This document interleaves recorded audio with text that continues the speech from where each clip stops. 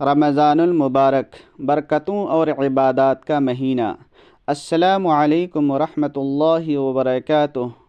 رمضان المبارک کا مہینہ بے حد بابرکت اور فضیلت والا ہے۔ یہ مہینہ اللہ تبارک و تعالی کی رحمتوں، مغفرتوں اور جہنم سے نجات کا مہینہ ہے۔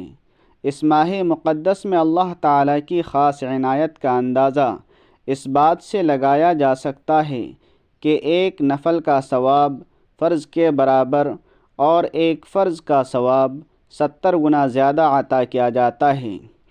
پس ہمیں چاہیے کہ اس ماہ کے ہر لمحے کو قیمتی بنائیں اور زیادہ سے زیادہ عبادات کریں۔ آج ہم رمضان المبارک میں کی جانے والی 10 اہم عبادات کا ذکر کریں گے، جن کو اپنا معمول بنا کر ہم اس مبارک مہینے کی برکتوں سے بھرپور فائدہ اٹھا سکتے ہیں۔ یہ وہ عبادات ہیں جو نبی کریم صلی اللہ علیہ وسلم کیا کرتے تھے۔ نبی کریم صلی اللہ علیہ وسلم کی سنت سے ثابت ہیں۔ ان میں سے کچھ نفل نمازیں ہیں اور بہت سے ذکر و اذکار ہیں۔ اگر آپ پورے رمضان ان عبادات کا معمول بنا لیتے ہیں، ان کی پابندی کرتے ہیں، تو انشاءاللہ عز و جل آپ رمضان المبارک کی تمام برکتیں اور رحمتیں حاصل کرنے میں کامیاب ہو جائیں گے۔ نمبر 1، تہجد کی نماز۔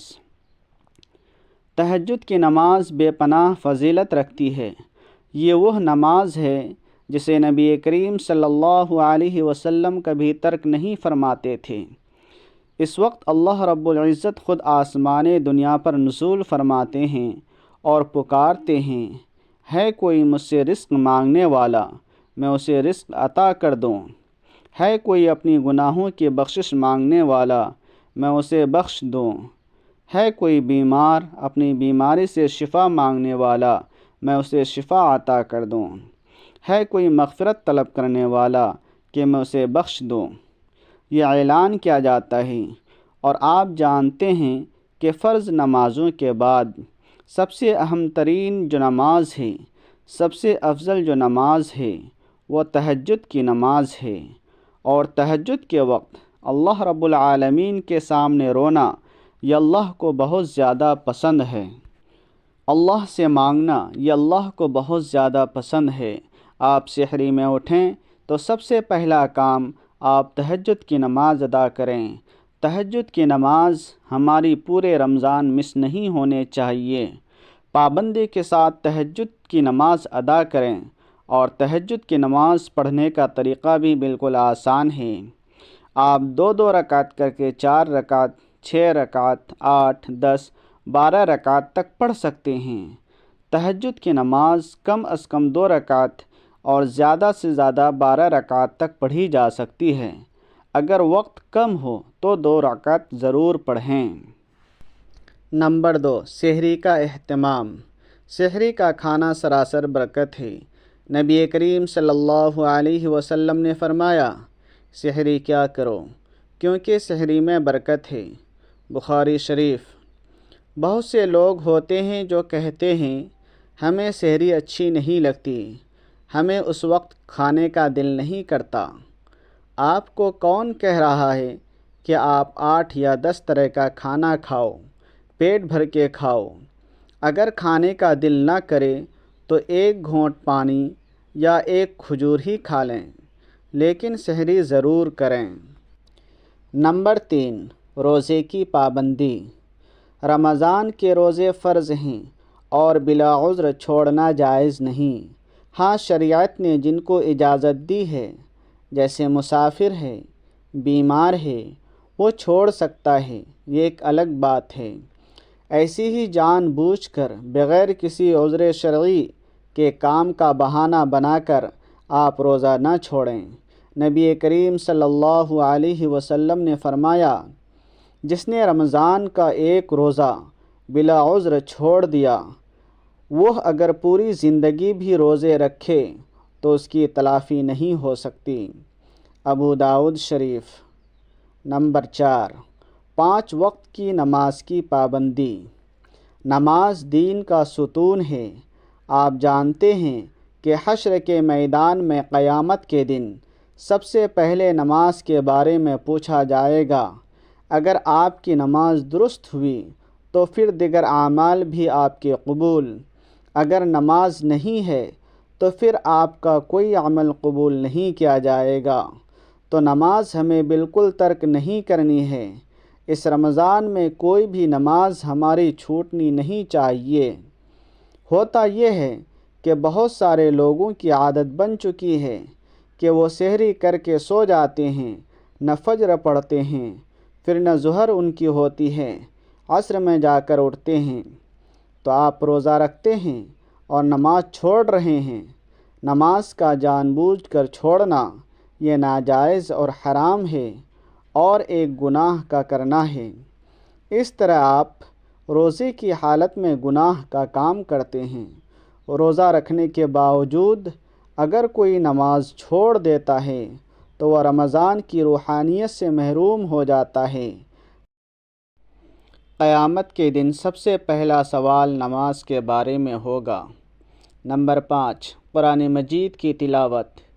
رمضان قرآن کا مہینہ ہے کیونکہ اسی مہینے میں قرآن نازل ہوا۔ نبی کریم صلی اللہ علیہ وسلم رمضان میں حضرت جبریل علیہ السلام کے ساتھ قرآن کا دور فرمایا کرتے تھے۔ ہمیں بھی چاہیے کہ قرآن مجید کی تلاوت کا اہتمام کریں۔ نماز پڑھنے کے بعد قرآن کی تلاوت کا اہتمام کریں۔ قرآن کو رمضان کے ساتھ ایک خاص نسبت ہے کہ قرآن رمضان میں نازل ہوا ہے، تو رمضان میں ہمیں قرآن کی تلاوت ضرور کرنی چاہیے۔ آقا کریم علیہ الصلاۃ والسلام نے ارشاد فرمایا کہ قرآن کی تلاوت کرو۔ قرآن قیامت کے دن اپنے پڑھنے والے کی سفارش کرے گا۔ تو ہمیں قرآن کی تلاوت ضرور کرنی چاہیے اور خوبصورت انداز میں۔ بہت سے لوگ بہت زیادہ روانی کے ساتھ پڑھتے ہیں، لفظوں کو چبا جاتے ہیں۔ اس طرح پڑھنے والوں پر قرآن لعنت کرتا ہے، لہٰذا قرآن مجید کی تلاوت ترتیل کے ساتھ کریں۔ نمبر 6، توبہ و استغفار۔ توبہ و استغفار کا اہتمام کریں۔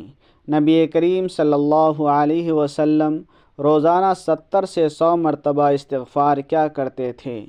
ہمیں کتنا کرنا چاہیے ہم خود اندازہ لگا سکتے ہیں۔ ہمیں چاہیے کہ دن میں کم از کم 2 بار ایک تسبیح استغفار کی کریں۔ استغفر اللہ الذی لا الہ الا هو الحی القیوم واتوب الیہ۔ نمبر 7، صدقہ و خیرات۔ صدقہ و خیرات کرنے کا اہتمام کریں۔ آقا کریم علیہ الصلاۃ والسلام رمضان میں بہت زیادہ صدقہ و خیرات کرتے تھے، اور آپ جانتے ہیں کہ اس میں ہر عمل کا اجر و ثواب بڑھ جاتا ہے۔ تو جب آپ صدقہ و خیرات کریں گے تو آپ کو کئی گنا اجر و ثواب ملے گا جو آپ غیر رمضان میں کرتے ہیں۔ رمضان میں صدقہ و خیرات بہت زیادہ کرنے چاہیے۔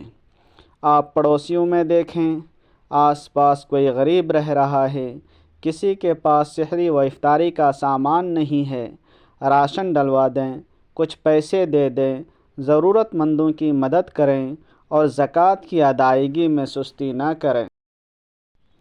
نمبر 8، نوافل کا اہتمام۔ نفل نمازوں کی عادت بنائیں، جیسے اشراق، سورج نکلنے کے بعد 2 یا 4 رکعت، اس کا ثواب حج و عمرہ کے برابر ہے۔ چاشت، زوال سے پہلے 2، 4، 6 یا 12 رکعت، اس کے پڑھنے والے کے لیے جنت میں محل تیار ہوتا ہے۔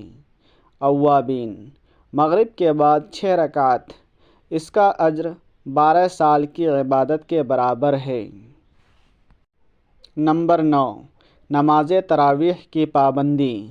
نماز تراویح سنت مؤکدہ ہے اور اسے مکمل پڑھنا بہت زیادہ فضیلت کا باعث ہے۔ نبی کریم صلی اللہ علیہ وسلم نے فرمایا، جس نے رمضان کی راتوں میں ایمان اور احتساب کے ساتھ قیام کیا، اس کے پچھلے تمام گناہ معاف کر دیے جائیں گے۔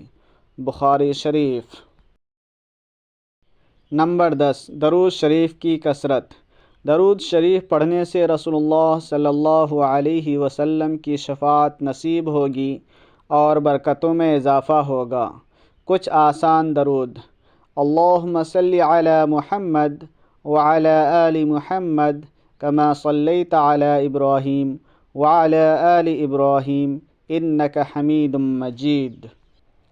اللہ تعالیٰ سے دعا ہے کہ آپ تمام کو رمضان المبارک کی برکتوں رحمتوں سے مالا مال فرمائے، کثرت سے رمضان المبارک میں عبادت کرنے کی توفیق عطا فرمائے اور ہم سب کی ٹوٹی پھوٹی عبادات کو قبول فرمائے، آمین۔ اگر یہ ویڈیو آپ کو اچھی لگے تو لائک، شیئر اور سبسکرائب کرنا نہ بھولیے گا۔ ناظرین، کمنٹ باکس میں اللہ کے 99 ناموں میں سے ایک نام ضرور ٹائپ کریں۔ اگلے ویڈیو تک کے لیے آپ سے رخصت کی اجازت چاہوں گا۔ والسلام۔